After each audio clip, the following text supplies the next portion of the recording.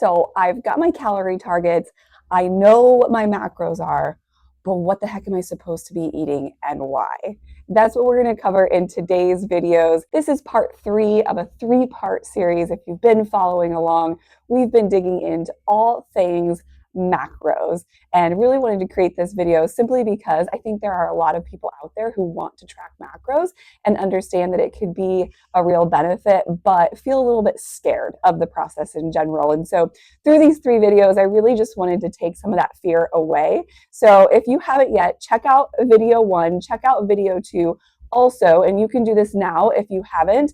Grab my free macro and calorie calculator. There's a link in there. You'll put in some information. It's going to tell you exactly what that calorie target is for you, what your macros are, and that's going to send you into the future with some really good information to get started. What are the 3 macros? Why do we need to be eating them? And what actual foods should I eat to help meet my nutrition goals, my weight loss goals, my performance goals, health, whatever that might be for you? Because in reality, the types of foods that we should be eating don't really change based off of what those goals are. Really, in reality, just the volume of what we're eating does. So let's dive in. Come on.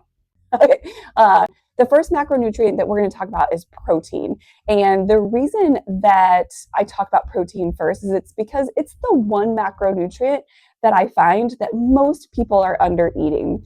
Unless you're really being pretty diligent with your macros, or maybe you've tracked macros in the past, so you have a really good idea of what your needs are, it's likely you're under eating them. Let me paint a picture for you. The average person needs for women, probably about 150 grams of protein. Again, that's an average. For men, it's closer to 200. Well, most people start their day off with a whopping 0 grams because most people skip breakfast entirely, or maybe they have a couple of eggs. 2 eggs is 14 grams of protein total. So you could think if your total protein needs are 150 calories for women or 200 for men, there's no way you're hitting that target. So protein, most people think of protein as the muscle builder. And so maybe you're not someone that's out here crushing weights and hitting the gym. You still need protein. It does way more for our body and our brain than just helping us build muscle, although it does help us build muscle, which is great. And that muscle is a hedge against so many different metabolic conditions. And it's a metabolic engine, all right? The more muscle we have, the faster our metabolism is. It helps with our blood health, our bone health, every cellular interaction that happens inside of our body, cognitive health. All of these things are tied in to the amount of protein that we're getting. They've done studies before on people who aren't getting enough protein. It's been linked also to things like mental health disorders and depression. So it plays so many different critical functions inside of our body outside of just hitting the gym and building muscle. Now, what are the ways that we get protein? Now, this is a question that I get all of the time for people. The best, I should say best, I mean, that's open to opinion, I realize. One of the easiest protein sources are going to be meat sources, all right? Now, there are leaner meats, there are higher fat meats, and I would include both of those as a part of a balanced diet because your body needs dietary fat as well. A lot of times when people are newly getting started with tracking macros, I'll notice that they're completely avoiding certain cuts of fattier meat, like beef, for example. Well, beef is one of the most nutrient-dense foods that we have out there. And that animal fat does not result in the fat that we have on our body. And so those higher fat cuts of meat can absolutely be included as a part of a balanced diet. It may just be that whenever you're creating that meal, you don't need to add any extra fat to it because you've already got a good balanced portion of fat embedded in with your meat. So meats are going to be your best sources. For those of you that have a little bit of higher protein needs, certainly consider supplementing with a high quality protein powder. That can be a great way to get some additional grams in. Things like cottage cheese. We hear all about the cottage cheese craze on the internet right now. It seems like everything is cottage cheese. Greek yogurt can be a great way to add it in. There are some other sources out there. Now, I say animal-based meats, I believe, are the best. Now, I understand there are probably some vegetarians listening to this out there, maybe some vegans, and you're probably thinking, great recommendations, Todd. What do I do next? Okay. You can get your protein sources from other plant-based sources, all right? It's just going to be a little bit harder for you to get those increased amounts that your body truly needs. And some of those plant-based sources do not contain some of the essential amino acids that our body really looks for. And so if you are a vegan or you are a vegetarian, I would consider supplementing with an amino acid and a protein powder, a plant-based protein powder that's going to help you get into some of those higher level protein needs. You still need the same amount, just going to be a little bit harder for you to get it from these non-animal based sources. If you go to my website and download the Ultimate Meal Prep Guide, I've got some great resources in there about not only what kinds of proteins to use, but how to cook them, some different flavor profiles that you can use. Go check that out. It's fantastic. It also covers fats and carbs. There are even some like sample meal plans based off of your calories throughout the week. All right, fats. Let's talk about fats. This is another kind of common misconception when people are getting started counting macros, is that they feel like they can't have fats or fat needs to be as low as possible. Fat is not bad. Dietary fat does beautiful things inside your body. It's absolutely critical and needed for every cellular interaction that happens inside of our body. It's also critical for healthy hormones. So please, please don't take this approach where you just cut your fats as low as possible and get low fat everything, because if you do that day over day over day, that's going to create some problems and some inflammatory response inside of your body. So get the fats. My favorite fat sources come from the animal meats that I consume. That's a big source of my fat that I get throughout the day. Nuts, seeds, nut butters, avocado oil, coconut oil, olive oil. These are all really big ways that I incorporate in some fat throughout my day, in addition to eggs. Now with fats, not all fats are created equal.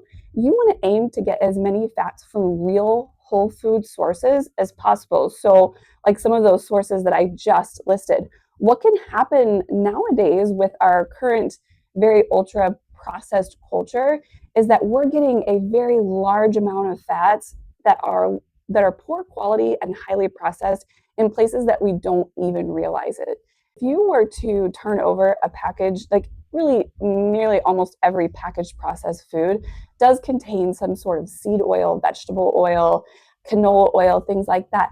These oils, in order to be processed on such a large scale, they have to be heated up to these really high temperatures, right? And in that heating process, there are a lot of free radicals that get released into those oils. When we consume those, they're incredibly inflammatory. So we want to avoid some of these highly processed, highly hydrogenated vegetable oils and seed oils that we see in a lot of packaged processed items. So again, I've put together a list of some beautiful oils that you can lean into, not just oils, but fats also. It's in that meal prep guide that I mentioned before. Go check it out. It's free. I put a lot of love and energy into the creation of that this year. It's there for you. All right, last one, carbohydrates. And I hope that you're still here listening right now because I saved my favorite for last. You need all three of the macronutrients, but carbohydrates absolutely get a bad rap, okay? And we're going to talk about that a little bit. But before I do that, your body needs carbohydrates. If you need to, get a pen out, and I give you permission to write that down so that you can remember it, okay? Not all carbohydrates are bad. I always hear people say, I'm trying to cut back my carbs as much as possible. Now, we do live in a society right now because of how processed our foods are. Most people are getting too many carbohydrates, or they're in this scenario where their carbohydrates aren't necessarily too high, but they're really low quality and they don't have any nutrients in them. So that becomes problematic. And then when you combine that with the fact that we're hardly getting any protein, from a metabolic standpoint, we kind of get to a situation where the majority of the calories that we're consuming are coming from poor quality carbohydrates and highly processed fats with very little protein. That is a really tough environment for our metabolism and can lead to a host of problems. But your body does need carbohydrates. It's our primary source of energy. So when I'm getting clients started with a nutrition program, I always say the exact same thing. I say, aim to eat as many real whole food carbohydrate sources as possible. All right, so this is going to include like fruits and vegetables and minimally processed grains. That meal prep guide, and I know that you're seeing it up on the screen here too, I've put together a list of carbohydrates that I would consider green light. Like, eat your heart out. Get as many of these into your body as you can. Think more, not less, okay? Because a lot of these real whole food carbohydrate sources carry a lot of micronutrients and minerals that are fantastic for our body. So, as many real whole food sources as possible. Now, if it's more processed, it's something that I would consider more of like an every once in a while type of carbohydrate, okay? But your body does need these carbohydrates. Even your brain uses up to 130 to 150 grams of carbohydrates a day just to do brain power stuff, okay? To think and process and problem solve throughout your day. So if you've ever gone on a low carb diet and noticed after a few days a lot of brain fog, just feeling kind of fatigued, it's because your body needs those carbohydrates. Now, a couple of things with carbohydrates, and I kind of already touched on a few of these. Not everybody's carbohydrate needs are the same. Okay, if you take someone like me who's really active, I lift a lot of weights, I'm going to require a completely different amount of carbohydrates than someone who's maybe just mostly walking for their exercise. So, things to think about in there. The more active and the larger of a person you are, the more carbohydrates that you're going to need to support your activity. Also, second thing, and this is important, and I already touched on it a little bit, not all carbohydrates are created equal. All right. A banana, for example, is going to perform inside of your body much differently than a Pop Tart. Now, I know that's kind of bummer news, but part of this problem that we've experienced over the years, where there's this confusion around carbohydrates, is that while I don't like to label foods as good or bad, there are some shitty carbohydrates out there. And in reality, the ones that aren't great are ones that aren't actually food. All right. They're food like products that have been engineered to taste like food.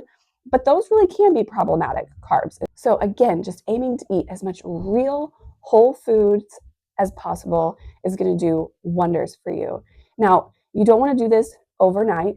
Aim to eat more and more each week. If you haven't licked a vegetable in 10 years, don't start with a goal of eating 10 servings of vegetables, right? Maybe you say, okay, starting this week, I'm going to incorporate in one source with my breakfast, one source with my lunch, once with dinner, and that's it. Start small and build. That's always going to be the fastest way.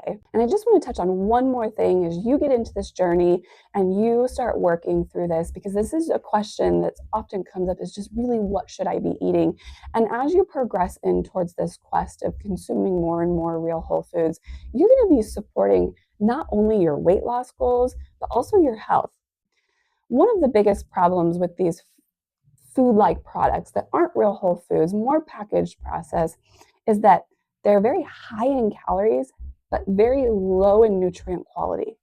And so we eat them, but we don't really feel like we've eaten, right? We're not full, satiety is not met. Um, this is very much the opposite scenario that you want to be in, no matter what your goal is, whether it's weight loss or health, or just picking up healthy habits, right? We don't want this scenario. We want the opposite. So with real whole foods, for example, they're very low in calories, but they're very high in nutrient quality. So you're going to stay full longer, and you're just going to feel better because your body is getting all of these vitamins and minerals along. That's really the optimal relationship whenever we're trying to optimize performance or build health or lose weight. Now, outside of satiety, there's a couple of other things. So some of these packaged processed foods contain a lot of additives that simply just aren't real food. And so when we consume them, our body just doesn't know what to do with them. Now, on occasion, it's not a problem, right? Like if you're eating mostly real whole foods and one day you have some Doritos, your body is just incredibly good at filtering out some of these toxins, some of these things that just don't belong inside of our body because they're not actually food. Very good at filtering these out. But what's happening now is most of the calories that people are consuming are coming from packaged processed sources.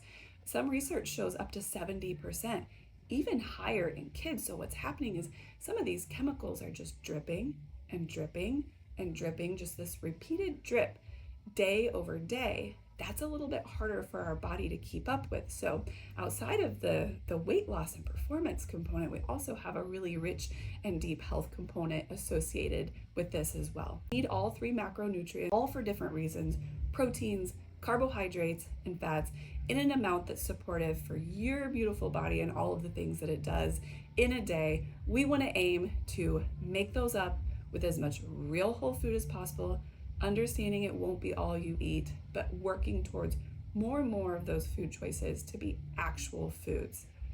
Grab my free meal prep guide. It goes into so much more than just meal prep, cover all of these topics and how to cook these real whole foods, different flavor profiles that you can use, along with some sample meal guides. It's there for you. It's free. It's awesome. I love it. I'm biased because I created it, but still it's good.